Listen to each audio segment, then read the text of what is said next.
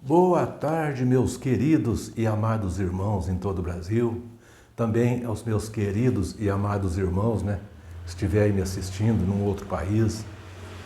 Uma ótima tarde para vocês e que Deus abençoe, a vida de cada um de vocês.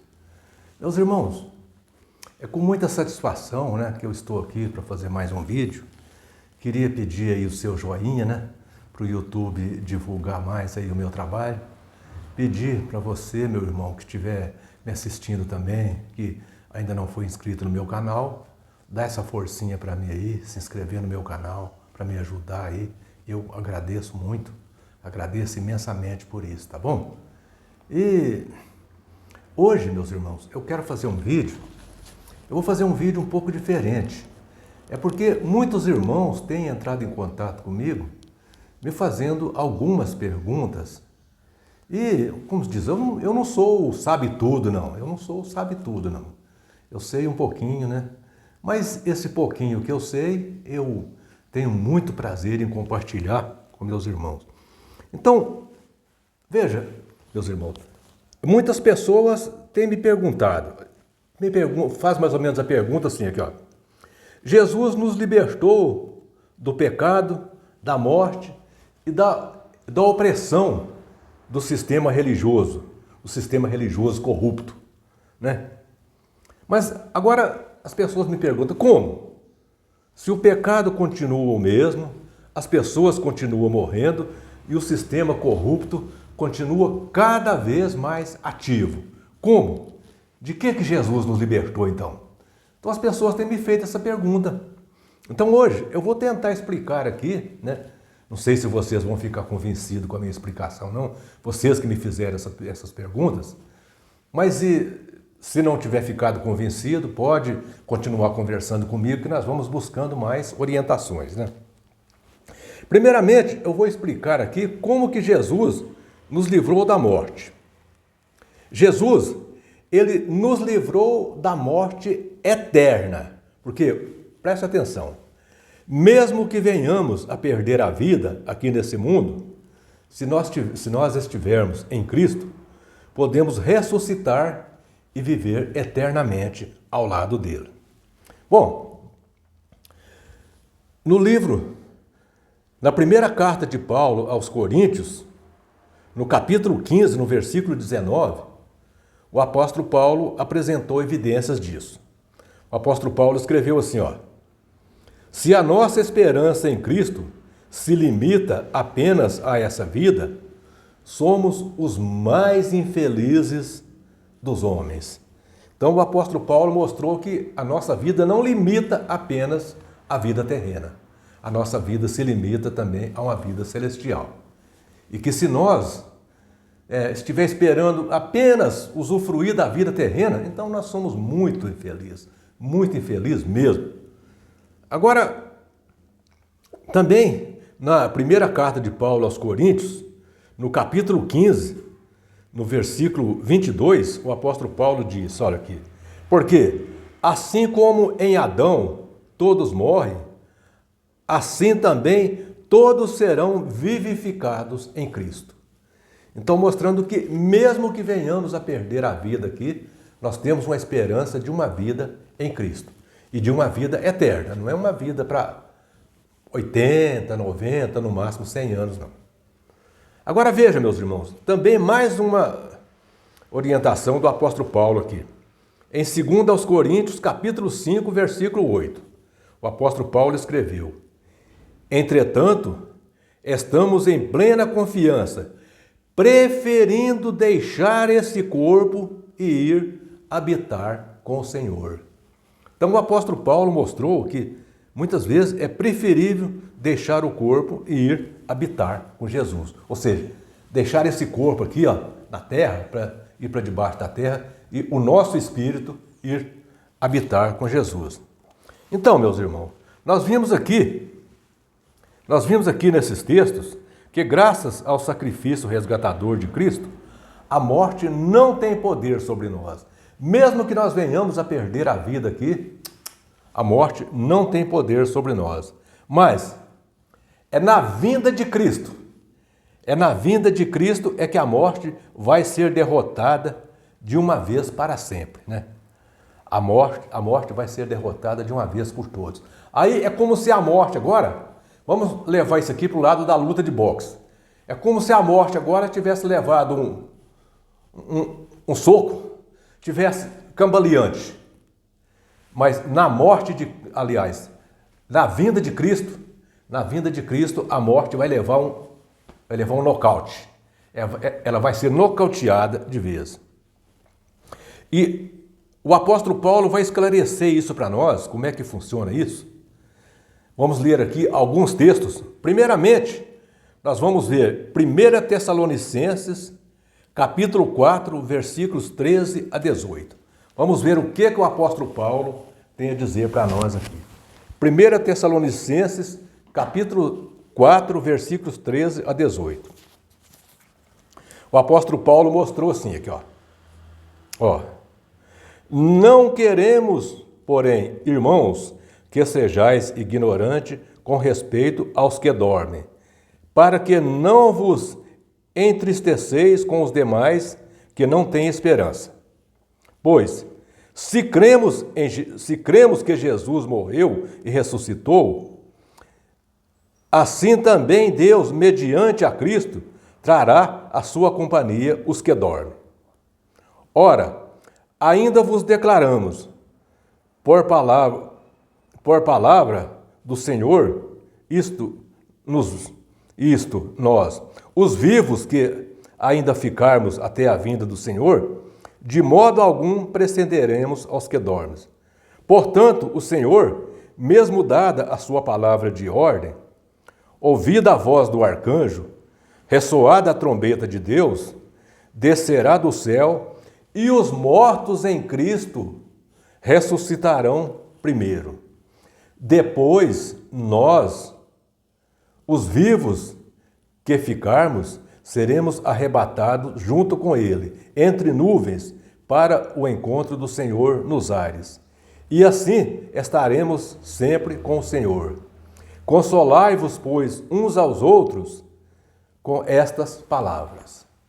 Então, viu? O apóstolo Paulo mostrou aqui que Cristo virá, ressuscitará os mortos, né, e levará com ele, e os vivos que estiverem vivos serão arrebatados juntamente com os mortos que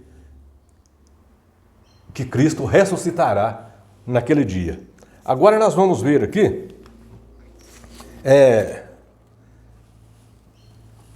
1 Coríntios, capítulo 15, versículos 51 ao 58. Aqui diz assim: Eis que vos digo um mistério, nem todos dormiremos, mas transformados seremos todos. No momento, num abrir e fechar de olhos, ao ressoar da última trombeta, a trombeta ressoará, e os mortos ressuscitarão incorruptíveis, e nós seremos transformados. Porque é necessário que esse corpo corruptível se revista de incorruptibilidade e que o corpo mortal se revista de imortalidade. E quanto este corpo corruptível se revestir de incorruptibilidade e que o mortal se revestir de imortalidade, então se cumprirá a palavra que está escrita. Tragada foi a morte pela vitória. Onde está, ó morte, a sua vitória? Onde está, ó morte, o teu aguilhão? O aguilhão da morte é o pecado, e a força do pecado é a lei. Graças a Deus que nos dá a vitória por intermédio de nosso Senhor Jesus Cristo. Portanto, meus amados, sede firmes, inabaláveis, abundantes na obra do Senhor, sabendo que no Senhor o vosso trabalho não é em vão. Então, aqui mostrou que na volta de Cristo, a morte será banida para sempre. A morte. Agora está como se a morte tivesse cambaleante. Porque nós podemos morrer, mas sabemos que teremos uma ressurreição na volta de Cristo. Mas que a partir da vinda de Cristo, a morte será derrotada para sempre, né? Então, meus irmãos, quanto ao pecado, sabemos que na velha aliança que Deus fez com a nação judaica, quando alguém cometia um pecado, ele tinha duas opções. Então presta atenção. Agora eu vou falar sobre o pecado. Na velha aliança de Deus com a nação judaica, quando a pessoa cometia um pecado, ele tinha duas opções. Se o pecado fosse um pecado gravíssimo, ele era apedrejado, ele morria apedrejado. Se fosse um pecado mais leve, aquele pecador oferecia um sacrifício pelo pecado dele e seria perdoado, né? Então, veja, meus irmãos, nós hoje, nós não somos mais apedrejados quando cometemos um pecado, nós não somos mais apedrejados e nós não precisamos oferecer sacrifício pelos nossos pecados, porque Cristo se ofereceu como sacrifício pelos nossos pecados. Cristo foi o sacrifício que nós deveríamos estar oferecendo, Cristo se ofereceu por nós. E Cristo também, ele assumiu o nosso pecado grave. Cristo assumiu o nosso pecado grave e ele foi condenado.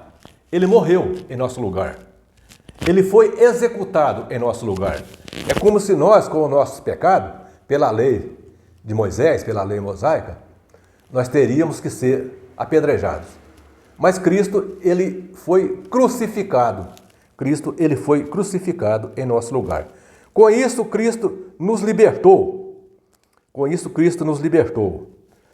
O que significa que Cristo nos libertou? Será que nós não pecamos? Pecamos, é claro que nós pecamos. Mas hoje, nós não precisamos oferecer sacrifício pelos nossos pecados e não seremos mortos pelos nossos pecados. Mas isso significa que nós estamos livres? Isso significa que nós estamos livres de uma punição pelos nossos pecados? Não. Não significa, não. Sabe por quê? Não significa. É porque a Bíblia diz que na vinda de Cristo, ele vai julgar. Ele nos livrou de morrer, de ser apedrejado pelos nossos pecados e nos livrou de oferecer um sacrifício.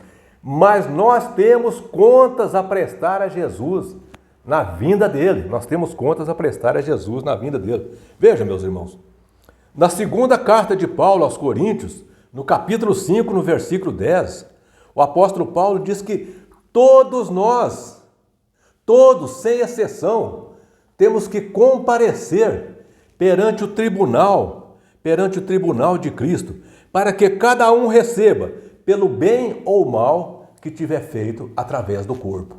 Então, todos nós temos que comparecer perante o tribunal de Cristo. Então, Cristo nos libertou do pecado e da morte, né? Então, nós estamos livres do pecado, mas livres do pecado nesse sentido, que nós não temos que ser apedrejados por causa do pecado e não temos que oferecer sacrifício, mas temos que prestar contas do nosso pecado a Jesus. Temos sim, temos que prestar contas dos nossos pecados a Jesus. O apóstolo Paulo não está brincando aqui quando ele diz, todos nós temos que comparecer perante o tribunal de Cristo, para que cada um receba pelo bem ou mal que tiver feito através do corpo. Agora veja, meus irmãos, nos dias de Jesus, havia também um sistema religioso dos fariseus ali, né, que oprimia as pessoas, principalmente os mais pobres, né? As pessoas eram oprimidas de toda forma. Ali, aqueles fariseus, eles usavam todos os truques para extorquir as pessoas. Mas aí alguém pode dizer, mas hoje também tem. Hoje tem sistema religioso aí que talvez seja até pior do que o dos fariseus, né? Hoje as pessoas podem me dizer, Só que naqueles dias você era obrigado. Naqueles dias ali, você não tinha um conhecimento suficiente, você não tinha saída. Você tinha que encarar aquilo de um jeito ou de outro. Se você rebelasse contra o sistema religioso dos fariseus, você era punido. E você também não tinha conhecimento para buscar outra saída. Para buscar outra saída. Agora, hoje não. Hoje, além de você ter a palavra de Deus, para que você busque conhecimento, para que você possa saber se você está fazendo certo ou se você está fazendo errado, hoje você também tem leis. Tem leis que protegem o cidadão. Hoje nós temos o direito de escolher a nossa própria religião. Não é como naquele tempo ali que os fariseus não te davam esse direito, não. Ali você tinha que seguir a religião deles de um jeito ou de outro. Além de não ter conhecimento suficiente para fazer outra escolha também. Ou era aquilo ou era aquilo. Não tinha outro jeito, Então veja, meus irmãos. Agora, hoje não. Hoje nós temos aí os direitos, Hoje nós temos os nossos direitos. Existem leis para isso. Nós temos o direito de escolha. Nós temos o direito de ir e vir. Temos o direito de escolher a nossa própria religião. Escolher o nosso partido político. Escolher o nosso time de futebol. Nós temos o direito de escolher o que nós quisermos. Embora existe religião aí, como as Testemunhas de Jeová, que ainda nega dos seus adeptos, o direito, de fazer as suas próprias escolhas. Existem religiões, atualmente, que exigem grandes ofertas em dinheiro dos seus adeptos. Existem religiões que exigem grandes ofertas em dinheiro e que até treina os seus pastores até faz um treinamento com os pastores para extorquir ali os adeptos. Existe sim. Aqui no Brasil existem religiões que até treinam para extorquir os pobres trabalhadores ali, Agora veja, meus irmãos. Existem religiões aí no Brasil que o pastor cura a mesma pessoa 17 vezes da mesma doença. A mesma pessoa comparece na frente do pastor 17 vezes para ser curada da mesma doença e o pastor cura a pessoa 17 vezes da mesma doença. Existem religiões aí que proíbem a pessoa de ouvir música, proíbe de assistir televisão, obriga a pessoa a ir no culto só de terno e gravata. Obriga a pessoa só de terno e gravata. Existe também as Testemunhas de Jeová, que se a pessoa sair de lá, eles destroem a família da pessoa. Eles afastam pais de filhos, afastam avós de netos, afasta mães de filhas. Proíbem um filho de atender uma ligação do pai. Proíbe uma filha de atender uma ligação da mãe. Proíbe uma mãe de atender uma ligação da filha. Obriga um pai a colocar um filho para fora de casa, caso o filho deixe a religião deles. Então ainda existe religião desse tipo, que nem os fariseus não faziam isso. Eu já pesquisei muito sobre a religião dos fariseus ali. Não achei nem um texto ali ou nada que fala que os fariseus obrigava um pai a colocar um filho para fora de casa, caso o filho deixasse a religião deles. Nunca vi. E nas Testemunhas de Jeová tem. Veja, meus irmãos, as Testemunhas de Jeová, elas odeiam a pessoa que sai de lá a ponto de desejar a morte da pessoa que sai. Eles se tornam tão inimigos da pessoa, simplesmente pela pessoa sair da religião deles, que eles chegam ao cúmulo de desejar a morte da pessoa que sai de lá. Então vejam, meus irmãos, hoje nós não precisamos disso. Nos dias dos fariseus, sim, nos dias dos fariseus, ali eles não tinham conhecimento necessário e também não tinham escolha. Hoje não, hoje nós temos escolha, temos conhecimento necessário, Hoje nós temos a palavra de Deus, a palavra escrita de Deus, que está aqui, aqui ela aqui, Nós temos aqui, a palavra de Deus, que está aqui, igual um rio de água cristalina, igual um rio de água limpinha, correndo aqui, para você beber. Água limpinha, água limpinha. Você não precisa buscar esgoto de religiões, como as Testemunhas de Jeová e outras por aí. Você não precisa de buscar esgoto. Aqui, ó, a fonte de água limpinha. A fonte de água limpinha está aqui. Então, você pode buscar a fonte de água limpinha e deixar esses esgotos correndo a céu aberto por aí. Que os urubus que posem em cima desses esgotos. Porque nós não precisamos de esgoto. Nós temos aqui, ó, fonte de água limpinha, fonte de água cristalina. Tá vendo? Então nós temos aqui. Então, meus irmãos, bebe dessa água aqui, ó. Bebe dessa água aqui e deixa os esgotos para lá. Agora eu estou mostrando aqui claramente, né? Claramente que essas religiões aí que fica aí extorquindo as pessoas, imitando o sistema farisaico, não passa de esgoto. Esgoto. Agora segue elas quem quiser. Se você quiser seguir, se você achar que eu estou errado, se você quiser seguir esses esgotos de religiões aí, esses esgotos que ficam aí extorquindo as pessoas, incentivando o ódio, separando pais de filhos, separando família, incentivando o ódio entre as pessoas, se você quiser seguir esse esgoto, que você siga. Mas a fonte de água limpa, o dia que você quiser abandonar esse esgoto e buscar a fonte de água limpa que Deus deixou para nós, ela está aqui.